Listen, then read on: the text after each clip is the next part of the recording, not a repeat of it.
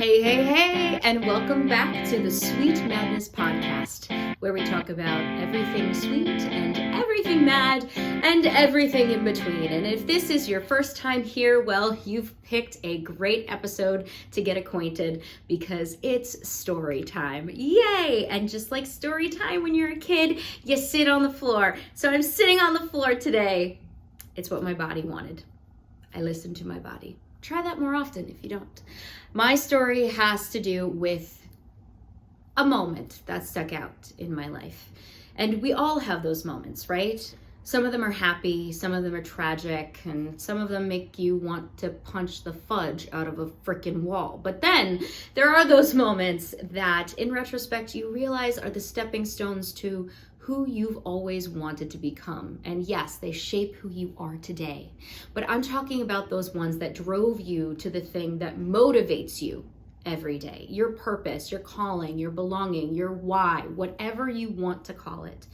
It's the thing that makes you feel most like you and pushes you to make some sort of difference in the world with it. And if you're not already thinking of one of those moments right now, just take a second and think of it. You probably have one. I know you have one. And you know what? It makes you feel all the feels, wall punches, and all. So when I was in high school, we're in story mode now. When I was in high school, I was a theater kid. I did every show every year from 7th to 12th grade. My school was a junior high and high school together. Yeah, what a time that was. My senior year, we had a new director who switched up our musical culture in the school, if you want to say that. We tended to do high energy, feel good musicals. And then this new director came in and suddenly we were doing Titanic. Yes, Titanic is a musical.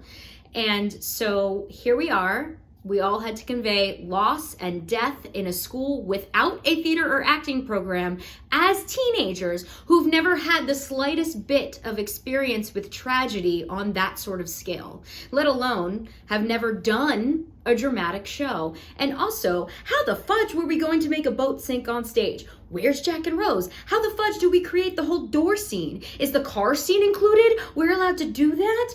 These were the thoughts that went through our heads. The questions just kept coming and coming and coming. And to be clear, the musical has no association with the movie at all, except that it was based on the Titanic sinking of 1912, April 14th to be exact. And also the musical and the movie just so happened to come out the same year. The musical was first. And I hate to burst your bubble, but Jack and Rose are fake. They were not real people on the Titanic who had this Romeo and Juliet tragic love story. There was no door. They did not let go. She did not live to be 100 years old and throw away an insanely expensive gem into the sea. They were characters created specifically for the movie. And I can go into a whole film industry perspective on why and a whole writer's perspective on why, but totally not why we're here. So imagine the disappointment of being a teenager in 2011, hearing that you're doing Titanic the musical and there is no Jack and Rose. Then going to hear the music for the first time. And I must say, my initial gut reaction to it was, I hate this. This is boring. This is stupid. This is going to be a train wreck. Flash forward to rehearsals. Our director was the best thing since sliced bread, or Betty White, as I like to say. She was a professional, spoke to us like we were humans capable of everything that was thrown at us, and paid super close attention to detail. The music for the show is hard, like really, really, really hard. And I must say, some of my reasons for, hating it at first was because I sincerely thought I was inadequate to be in the show. And the music is absolutely gorgeous. It's gorgeous. I grew to love it, but it was really, really, really freaking hard. Maury Yeston composed a moving score that easily swayed all of us to love this show. And a big part of why I loved it so much was because we created, all of us, a safe space for friendship. And also with the leadership of our new director. We were in it. We loved every minute of it. To this day, it's the closest cast I've ever been a part of. We truly, truly loved each other and created a special home for all of us to be ourselves in. You know how hard that is to feel like yourself as a teenager and safe and accepted? Oh my gosh. I'm feeling all the feels just thinking about them. Shout out to the cast of Titanic 2011. All of the love to you guys. Always. You hold a very special place in my heart. So back to the story. Despite all the trauma and the death in the show, there was one big dance number, the latest rag. Now, being a dancer, this was my wheelhouse. I couldn't wait to cut a rug on that auditorium stage. And my character that I so was thrilled to play got to crash the first class passenger party. Alice Bean was the fangirl of 1912. It was very fitting because I was obsessed with the Jonas Brothers back then. Still kind of, and don't tell anybody. She has a whole section of the prologue to herself called the First Class Roster, in which she raps, much like the witch in Into the Woods. But instead of beans, she's dropping beats as gossip about every rich and famous person that walks onto that ship. The latest rag took place on the first class only deck. So as a second class passenger who really wanted to be one of them, I got to cause some ruckus. And the best part was that I got to comedically dance with my sweet friend, JP. He was the sweetest guy around. Rest in peace, JP. We miss you. I just took a moment of silence. I'm back.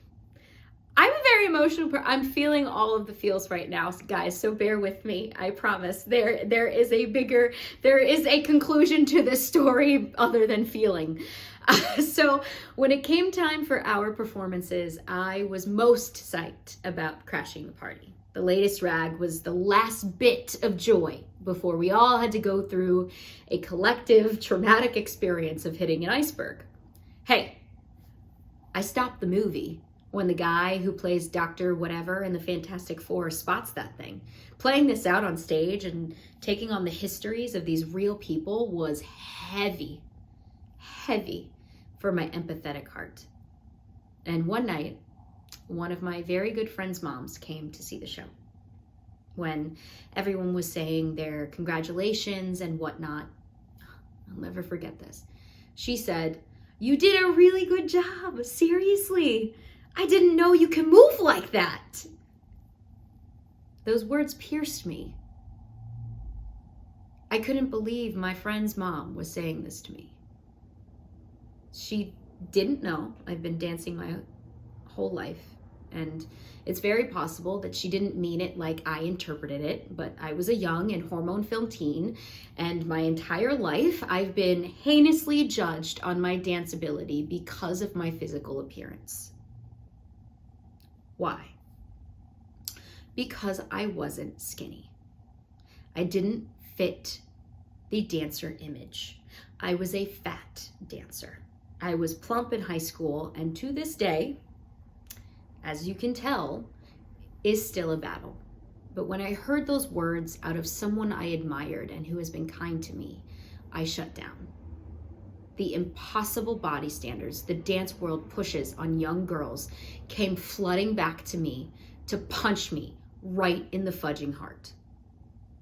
All of what I fought throughout my dance life, and I started when I was 2 years old, was confirmed as a battle I would be fighting for years to come, and most likely my entire life. Impossibility standards are no joke. The pressure pummels you into the ground. Dancers have to be tall and skinny and perfect. And the reality is, you're feeling shame for something you will never ever be able to attain. And sometimes it's not blatant insults. It's the subtleties of looks and passive comments and the size you wear. Perfection doesn't exist. There's always something that someone is going to pick apart. And what does it do? It leaves you feeling worthless and not enough. When I became a dance teacher, shortly after high school graduation, so shortly after Titanic the musical, I thought about this "I didn't know you could move like that" comment as a flash in time. I thought about my friend group, the cast, and the community we built. This was a moment in my life that pushed me to my why, my purpose, my calling, my higher self, my future self. My punched heart beat so strongly for the little girls I was about to teach for the first time. I never, ever wanted to make them feel anything less than enough. That's what it comes down to. Feeling you're enough in a world that always tells you you aren't. I wanted them to be fearless and go after all of their dreams, dance or not. Their dreams were theirs to chase, and they should be able to chase them. I wanted to be a loving confidant, someone they felt comfortable to go to. And since I was a teacher, these kids saw me as a role model, whether I wanted to be one or not. I didn't have a choice. I made it my mission to cultivate that sense of support and community I felt in my senior year in high school. I didn't win the musical grandma, wise and all-knowing Yoda award for nothing. Thanks, guys. That's why I do what I do, for the hearts of kids and dreamers like you everywhere. And when I moved on from teaching, it wasn't because I was done.